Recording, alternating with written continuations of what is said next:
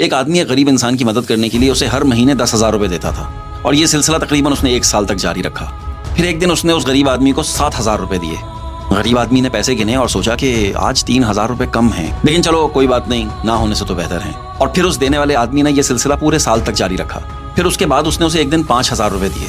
غریب آدمی نے وہ پیسے گنے اور بڑی حیرانگی سے اس سے پوچھا کہ صاحب پہلے آپ مجھے 10,000 روپے دیتے تھے، پھر آپ نے 7,000 روپے کر دیے، اور اب یہ 5,000 روپے، سب خیریت تو ہے نا؟ اس آدمی نے جواب دیا کہ پہلے میرے بچے چھوٹے تھے، میں بہت خوشحال تھا، گزارا آسانی سے ہو سکتا تھا، تو جو پیسے بچ جاتے تھے میں آپ کی مدد کر دیتا تھا۔ پھر میرے بچے بڑے ہو گئے، میری ایک بیٹی نے یونیورسٹی میں داخلہ لے لیا، اخراجات تھوڑے سے ذرا بڑھ گئے، اس وجہ سے میں نے آپ کو 7,000 روپے دینے شروع کر دیے۔ پھر سال بعد میرا بیٹا بھی بڑا ہو گیا، اس نے بھی یونیورسٹی میں داخلہ لے لیا، میرے خرچے تھوڑے اور بڑھنے شروع ہو گئے، تو میں نے آپ کو 5,000 روپے دینے شروع کر دیے۔ تو اس غریب آدمی نے گھبراتے ہوئے پوچھا کہ صاحب آپ کے کتنے بچے ہیں؟ تو اس نے کہا میرے 5 بچے ہیں۔ تو اس غریب آدمی نے کہا کہ میں تو فکر مند ہوں کہ آپ اپنے سارے بچوں کو میرے خرچے پہ نہ ڈال دیں۔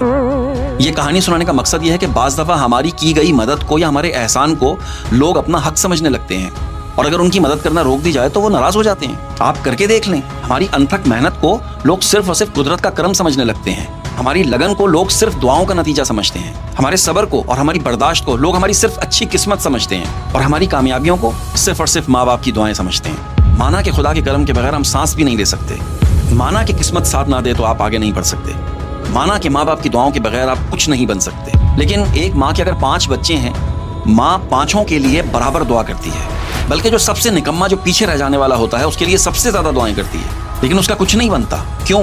کیونکہ آپ کی محنت، آپ کی لگن، آپ کی دور اندیشی، آپ کی نیک نیتی، آپ کی حاضر دماغی، آپ کی وقت کی پابندی اور بلا بلا بلا، یہ سب چیزیں جب تک آپ کے اندر نہیں ہوں گی، قدرت اپنا کرم نہیں دکھائے گی، ماں آپ کے لیے دعائیں کرے گی، اس میں کوئی اثر نہیں ہوگا، اور قسمت تو گئی بھاڑ میں۔ سمجھے نہیں سمجھے؟ تو میں اس بات کا انکار بالکل نہیں کر رہا ہوں کہ اللہ کے کرم کے بغیر کچھ نہیں ہو سکتا، قسمت نہ ہو تو آپ کچھ بھی کرتے پھریں، اور اگر ماں باپ کو ستا دیا تو پھر تو آپ فارغ ہیں نا، بالکل آپ کے اندر خود بھی کچھ ہونا چاہیے ہے، سمجھے؟